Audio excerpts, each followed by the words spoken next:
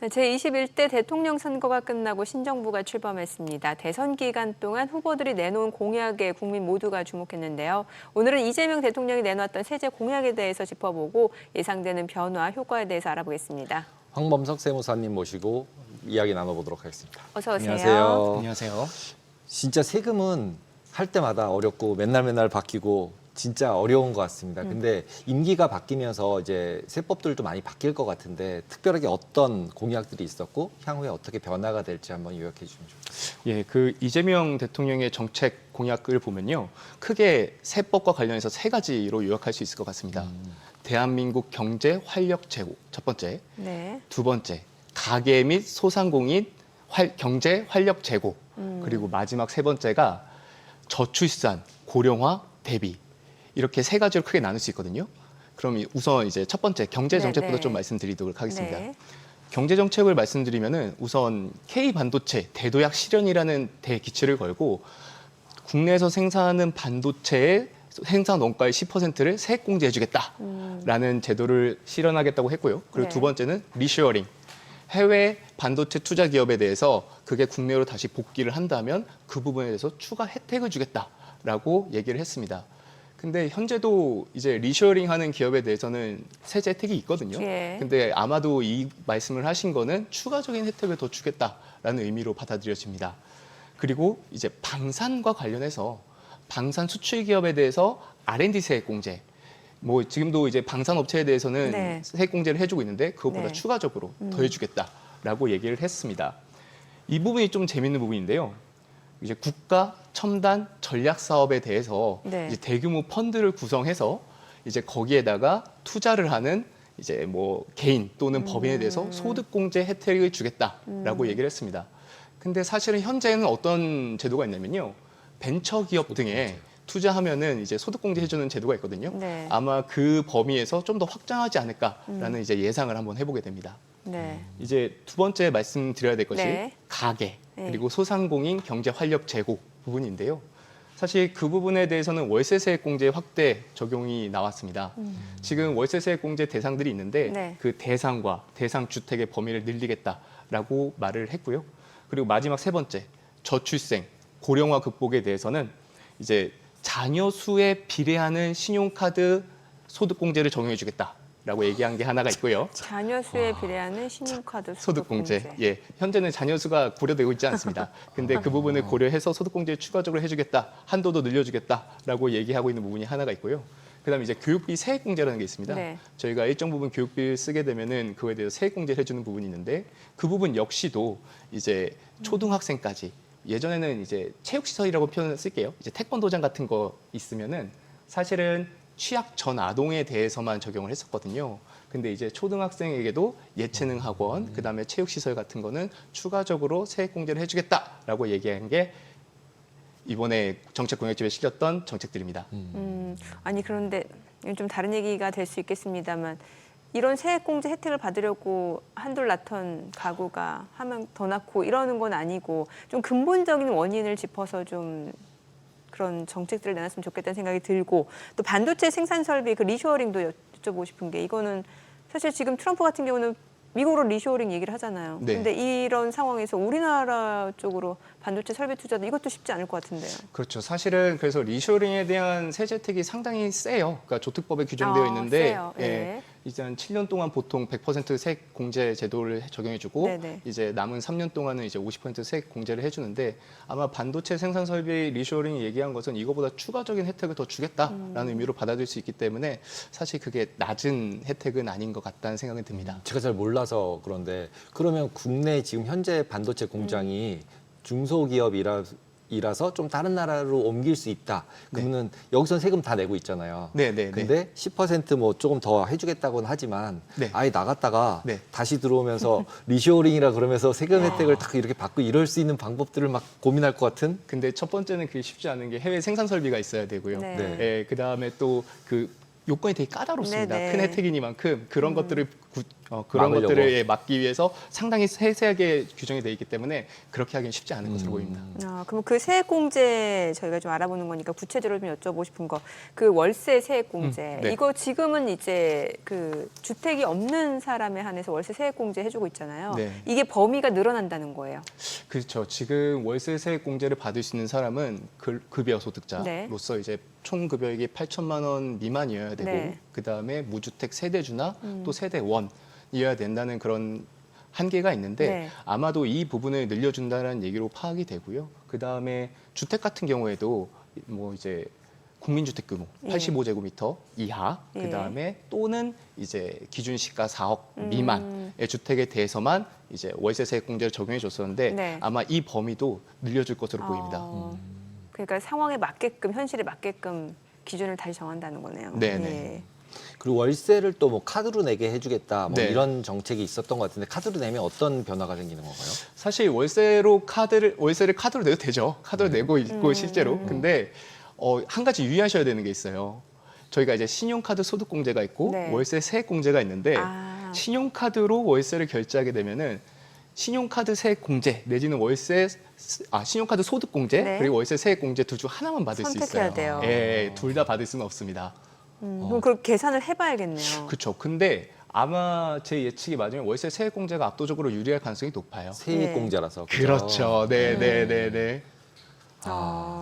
어렵습니다. 네. 역시 자, 그리고 이번에는 이제 그 부동산 관련 공약은 앞서 저희가 살펴봤다시피 크게 나온 건 없습니다만 보니까 일단은 기존 정부에서 유지했던 부동산 세제는 계속해서 유지하겠다라고 했단 말이죠. 예. 이 부분도 좀 짚어볼게요. 저희가 앞서 보니까 뭐 초과이익 환수제도 그렇고 종부세도 그렇고 이런 부분이요. 사실 저도 이 부분이 네. 상당히 되게 좀 기대가 되는 부분인데 네네. 왜 그러냐면 대한민국의 부동산 정책에서 이제 부동산 억제 정책이 네. 총 3번 정도 있었다고 보여지거든요. 노태우 정권 때, 노태우 대통령 때, 그다음에 노무현 대통령 때, 근데 문재인 대통령 때. 근데 지금이랑은 기조가 좀 다른 게 예전에는 뭐 다주택자 억제 제도를 만들고 그다음 정권에서 그거를 폐기하고 또 만들고 그다음 폐기하고 이런 수순이 있었어요.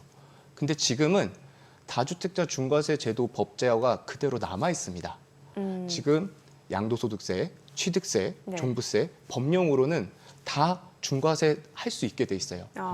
다만 이제 윤석열 대통령이 이걸 바꾸려고 했는데 법이 바뀌지 않으니까 네. 이제 대통령령으로 눌러놓은 거거든요. 네네. 이제 종합부동산세 같은 경우에는 공정시장가액 비율이라는 게 있어요. 예. 이제 과세표준 산정할 때 그 비율을 최대한 낮춰서 어쨌든 종합부동산세 부담을 낮춰놨고요. 그다음 양도소득세, 다주택자 양도세 중과세 같은 경우에는 이제 매년 1년에 한 번씩 중과세 양도를 법령에다가 대통령령에다 넣어놓고 있습니다. 그래서 사실은 이제 이재명 대통령이 했던 얘기가 그 다주택자 관련된 세제는 건들지 않겠다라고 했는데 네. 그 의미가 이제 일정 기한이 끝나면 이제 다시 양도세 중과세가 살아날 거란 말이죠. 법이. 네. 근데 그거를 건들지 않겠다는 건지 아니면은 그 다주택자에 대한 세법을 철저히 다시 개정을 해서 이제 문재인 대통령 이전으로 돌린다는 것인지 네. 그 부분이 조금 애매한 것 같습니다. 7월, 8월 중에 이제 세법 개정안이 개정될 걸로 예상이 되고 있는데 실질적으로 그 개정안이 발표가 되면 공약이나 이런 거랑 비교해 봤을 때 어떤 특별하게 기대해 볼 만한 점이 있을까요? 이제 7월 저희가 보통은 5월 10일쯤 이제 대통령 임기를 예전에 시작을 했었고 그러면 이제 한 2달 조금 넘게 기간 동안 세법 개정안을 새로 내거든요. 근데 이제 이번에는 그 기간이 조금 더 짧아졌죠. 네. 좀 더 짧아졌기 때문에 고려할 수 있는 시간이 좀 짧아졌지만 근데 그럼에도 불구하고 지금 원래 이제 세법 개정을 발표하고 14일 동안 공표한 다음에 이제 그 국무회에서 의결을 하고 이제 국회로 넘기지 않습니까? 근데 그 국회로 넘기는 기한이 9월 1일이에요. 그래서 제 생각에는 충분히 검토가 가능할 것 같고 그래서 지금 이재명 대통령이 공약집에 이제 개정하겠다고 얘기한 부분에 대해서는 충분히 실리지 않을까라는 생각을 해봅니다. 공약집을 잘 봐야겠네요. 아, 네. 그리고 이제 이 부분도 굉장히 뜨거운 감자인 게 그 상속세. 예, 이게 75년 만에 지금 개정이 추진된 상황이고 이제 국무회의에서 의결이 됐는데 이거를 이제 쉽게 얘기하면 이제 기존에는 유산세였다가 이제 이게 유산취득세라고 해서 기존에는 전체 그 유산 받는 상속에 대해서 세금이 부과된 건데 이제 각각 개별로 이제 부과를 하겠다. 그럼 전체적으로 쉽게 생각하면 상속세 자체가 줄어들기 때문에 지금 많은 분들이 기다리는 그런 정책이잖아요. 맞습니다. 예, 이 내용도 좀 구체적으로 알려주세요. 이번에 좀 어떤 변화를 좀 기대해 볼 수 있을까요? 사실은 이제 세법학회에서도 예. 사실 유산 취득세에 대한 얘기는 상당히 많이 나오고 있어요. 네네. 이제 저희가 유산 과세형과 유산 취득 과세형이라고 하는데 이제 말씀 주셨다시피 유산 과세형은 피상속인 돌아가신 네. 분 재산에다 상속세 한 번에 빵 때리는 네. 거고 유산 취득 과세형은 받은 사람별로 받은 그렇죠. 만큼에 대해서 내는 예. 겁니다. 근데 이제 유산세 같은 경우에는 사실 장점이 뭐냐면 행정편의적인 게 있어요. 행정편의적 있고 세수확보에 유리하죠. 그리고 이제 유산 취득세 같은 경우에는 응능부담 원칙에 적용이 맞다. 그래서 그런 부분이 있는데 이제 아시다시피 이제 기획재정부에서 먼저 한번 확 발표하면서 바꾸겠다 하고 네, 올리지 않았습니까? 네.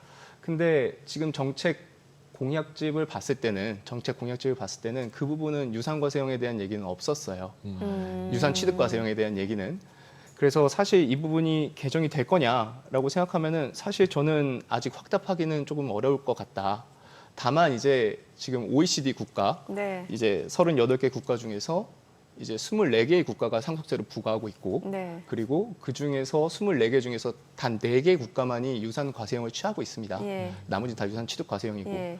그 4개 국가 중 또 영국은 이제 상속세 폐지에 대해서 얘기하고 네. 있기 때문에 사실 뭐 대세적 흐름적으로 가면 그쪽으로 가는 게 맞는지는 그렇죠. 모르겠으나 근데 이번에 정책 공약집에 나왔을 때는 이제 배우자 공제를 더 늘리고 일괄 공제를 좀 더 늘리는 방향으로 이제 개편하겠다라고 얘기했기 때문에 사실 유산 취득세로 개정이 될지 여부는 좀 지켜봐야 될 것 같습니다. 이 상속세법이 워낙 지금 현실과 맞지 않는다라는 그런 의견들이 많다 보니까 또 실제로 이 상속세 때문에 해외로 지금 가는 기업들도 많잖아요, 사실은. 맞습니다. 예. 이런 문제를 만약에 정부가 파악한다라고 하면 이거 사실 조속히 좀 세법 개정을 추진해야 되는 게 아닌가 생각이 들거든요. 사실은 이제 김영삼 대한민국 상속세율은 계속 낮아져 왔어요. 예, 예. 그래서 김영삼 대통령 때 제일 낮았고요. 네. 그때 50억 넘으면 45% 세율인가 그랬을 겁니다. 근데 이제 김대중 대통령으로 바뀌면서 다시 그게 지금의 상속세율이 된 거예요. 이제 30억 넘으면 50%. 아. 근데 그 당시에 이제 상속세 부담자가 이제 국세청 보도자료에 따르면 한 1,300명 정도 됐거든요. 네. 근데 지금은 이제 그 당시 2000년이거든요.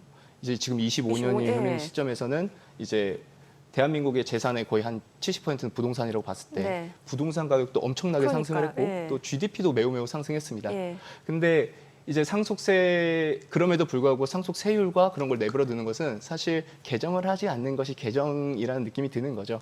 그래서 이제 2023년도 기준으로 봤을 때는 상속세 부담자가 다 약 2만 명, 그러니까 25년 동안 한 15배 정도 오른 거예요. 그래서 이런 부분은 좀 현실화할 필요가 있다 예, 하는 얘기가 세법학회에서 계속 나오고 있습니다. 예. 결국 증세라는 거죠. 그렇죠. 소리 없는 증세라는 소리 표현이 없는 증세라는 표현이라고 예, 말씀하신 예, 거죠. 예. 아. 근데 그럼에도 불구하고 이제 상속세라는 거를 건드리는 것은 상당히 터부시 되었기 때문에 그게 소수여서 그런 건가요? 아마도 이제 부자 감세라는 프레임이 항상 따라오는 것 같습니다. 근데 지금 서울 아파트 중위 가격을 고려한다라고 하면 이거 이제 부자 감세라고 할 수도 없는 상황이던데요. 뭐 그래서 이제 이번에도 양쪽에서 다 예. 이제 고려를 하겠다라고 했고 그래서 이제 이재명 대통령도 사실 뭐 기본 공제 18억까지는 해주면은 그러면 이제 그래도 많이 다 없어지지 않겠느냐라고 이제 판단하고 계시는데 제 생각에 그러면은 일단 1년이라도 한번 운영을 한번 해보고 그럼 이제 또 국세 통계가 나오지 않겠습니까? 그에 따라서 저번에 이제 이재명 대통령이 그 타 방송에서 이제 얘기를 할 때 그래도 한 1,000명 정도는 초부자들은 이제 좀 과세를 해야 되지 않겠느냐라고 그렇게 말씀을 하셨기 때문에 그 수치가 나오는지는 한번 좀 봐야 될 것 같습니다. 보통 그런 거 할 때 국세청에서는 이렇게 데이터베이스에서 쫙 뽑아서 1,000명 딱 끊으면 여기가 얼마 이렇게 계산한 다음에 그걸 법에 반영하거나 이러나요? 아니요, 이제 법 개정은 이제 국세청에서 제안을 할 뿐인 거고요. 이제 사실 그런 거는 이제 꼭 국세청에서 발의해야 되는 법들이 있습니다. 네. 근데 이제 국세청이 그건 정치적인 입장이지 않습니까? 아, 1,000명 예, 이런 거는 예. 그렇기 때문에 그렇게는 안 하고요. 이제 세법상 뭐 하자가 있거나 좀 더 그런 부분만 이제 그러면 그런 가야죠. 네. 데이터를 네. 이제 국회의원이나 이렇게 드리면 거기서 이제 어디서 끊을지를 결정해서 정치적으로 결정이 되는 거다 이렇게 봐야 되겠네요. 충분히 그럴 수 있겠죠. 아, 네. 그러면 모른다 이거네요 결국은. 어떤 부분에서? 우리는 그런 데이터를 공시를 해줘도 아. 얼마가 될지 우리는 예측하긴 굉장히 그렇죠. 어렵겠네요. 저희가 예측할 수는 없죠. 굉장히 예. 어렵겠네요. 예. 그냥 주는 대로 그냥 받고 이제 내랜 대로 내고 이래야 된다 이 결론이네요.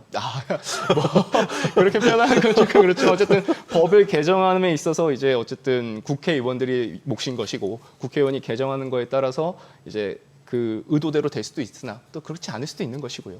근데 솔직히 세법이란 것 자체가 개인들이나 사람들이 저만 해도 도제태가 맨날 바뀌고 그냥 뭐 어떻게 알기도 너무 어렵고 그래서 세무사님 때 여쭤보면 우리도 모르겠다 막 이러시거든요. 아, 우리도 예, 너무 예. 많이 바뀌어서. 예. 근데 이렇게 꼭 복잡하게 돼 있는 이게 뭐 여기서 질문할 건 아니지만 이렇게 복잡하게 돼 있는 이유가 있나요? 그걸 단순화시키거나 이러기가 불가능한 이유가 있는 건가요?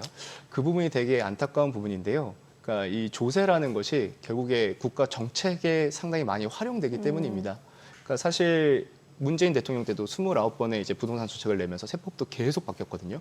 그래서 그 당시에 이제 뭐 양포 세무사, 양도소득세를 포기한 세무사들도 막 나오고 막 그랬었는데 사실 그랬던 거는 이제 주택 가격 안정화라는 기치를 걸고 이제 그 다주택자 중과세를 도입하면서 발생한 거지 않겠습니까? 근데 어떤 정책을 실행할 때 이 조세를 수단으로 계속 사용하다 보니 조세가 계속 복잡해지는 거죠. 그리고 그 과정에 누군가는 또 이걸 회피하기 위한 방법을 만들어내고 그렇죠. 그럼 그걸 또 막아내는 과정 중에서 또 다시 복잡해지고 그러니까 도망가고 쫓기고 쫓는 그런 싸움 느낌이에요. 맞습니다. 예. 그런 것들이 상당히 많아서 세법전이 점점 더 불안하고 제가 처음 들었을 때 한 요 정도 했었거든요. 근데 지금 막 이 정도 됐어요. 세법전이. 그래서 그렇게 복잡해지는 것은 이해가 가나 정권마다 그렇게 세법을 이용하는 것은 이해가 가나 그럼에도 불구하고 저희가 이제 세법에서 가장 중요한 것이 있습니다. 세법은 이제 개인의 재산권을 네. 침해하는 행위 중 하나로 보는 거예요. 예. 세금을 징수하는 예, 거니까. 그렇죠. 그러면 제일 중요한 것은 예측 가능성입니다. 그렇죠.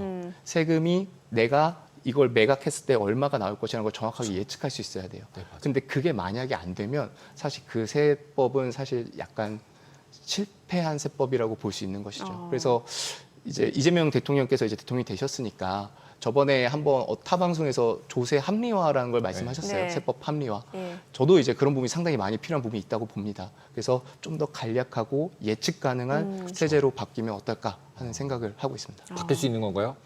잘 모르겠습니다. 그럼 오늘 바뀌었으면 좋겠습니다. 네네. 뭐 문제 인식부터 출발을 해야겠죠. 그렇죠. 네, 네. 오늘 내용 잘 들었습니다. 고맙습니다.